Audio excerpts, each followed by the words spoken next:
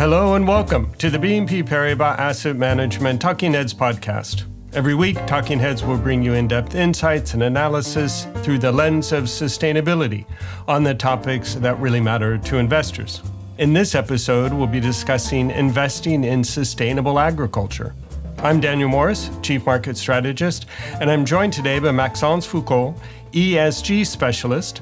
Welcome, Maxence, and thanks for joining me. Hi, Daniel. Very happy to be with you today. Maxence, this has been a summer of extremes. We think about the heat waves, the fires in many parts of the world, and the impact that is having on agriculture production. Let's think about investing in sustainable agriculture. One of the lessons of this summer has been the need for sustainable solutions. Agriculture, I think it's safe to say, is not a traditional institutional asset class. Why should investors be looking at it today? It's a very good question. On the one hand, investors can have exposure to the agricultural sector through more traditional assets like investing in corporates through debt or equity. They can do that both on the listed or unlisted markets. And if they have a taste for innovation, they can even go through venture capital. What I would like to speak about today is something less common for institutional investors: farmland investing, real assets, and something that can make a lot of sense from an allocation perspective. And I'm going to detail why and how it can be helpful for institutional investors. Farmland investing is about acquiring land, improving the basic infrastructure like drainage or irrigation to make sure that there is no water waste, for example. We have two options. We can either lease the land to a farmer who is going to plant the seeds, grow the food, and sell the goods on the market, and he will pay a rent to the fund. So it creates a stable income flow for institutional investors. The second option would be to have the fund operating the land through local providers. So the fund would select the best provider based on the specific geography or crop targeted. And this operator would grow the food, the goods, and sell them, which would create an upside for institutional investors on top of the stable income coming from the rents. What is interesting about this asset class is that it has many characteristics that make sense from an allocation perspective. The first one is that it offers strong diversification benefits. It has a low correlation with more traditional assets. The second one is that it offers a natural hedge against inflation. As the products that are grown and the land itself are part of the inflation bucket, when prices go up, it benefits investors in terms of additional returns. I can say also that it offers attractive long-term risk returns, a meaningful spread over the risk-free rate, and stable and predictable cash yields. And all that with the potential of having a local impact. I highlighted some of the challenges we've been facing over the summer, and in general, agriculture faces major environmental and social challenges. How can investors be part of the solution? Agriculture is particularly relevant as it sits at the crossroad of many of the main challenges we're facing today, from an environmental perspective, from a social perspective, but also from a health perspective and a sovereignty one as well. Maybe I can start with the fact that population is growing. We're around 8 billion people in the world today, and through the century, it's going to increase to approximately 10 billion people. So it's many more people to feed. At the same time, the middle class is growing and they aspire for richer food, more proteins, which is more demanding from the soil. And in parallel, the quantity of arable land is limited. It is not growing.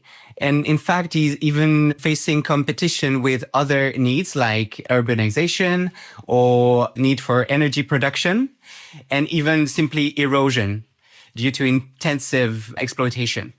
Providing capital to this asset class is something that can be absolutely helpful facing this challenge.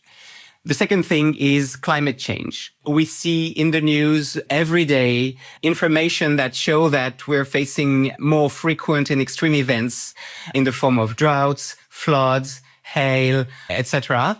And so we need to invest in a way that will help agriculture transition and make soil more resilient, store more organic matter, retain more water, retain more nutrients to make sure that despite climate volatility, it will be able to produce food steadily. This is what investing in farmland can enable. For example, we can use regenerative practices like using cover crops between crops to make sure that nutrients and organic matter is put back into the soil. We can use precision farming to make sure that we use less chemicals, but only when absolutely necessary, and so on. And we can even put in place organic agriculture to really reduce our need for chemicals. One other element, more on the social side, is the fact that it's a great tool to support the generation shift of farmers. One striking figure is that 50% of farmers in Europe are aged 55 or more, and in the coming decade, they will have to retire. So we have to face the challenge of enabling younger farmers who don't yet have the capital to buy agricultural land. And so what it will enable is to produce at scale while preserving natural capital. One of the consequences of the heightened geopolitical tensions we're all experiencing is that food security and sovereignty have also become strategic priorities. What role can sustainable agriculture play? We can increase our capacity to produce locally and be less dependent on international markets. Today, in conventional farming, there's a strong dependence on chemical fertilizers, pesticides. And as we've seen during the recent crisis, when oil prices go up, the prices of these chemicals go up as well, which impacts farmers and food prices. So making sure that we help transition our farming practices to regenerative or organic ones will make sure that we're less dependent on chemicals and less sensitive to volatility.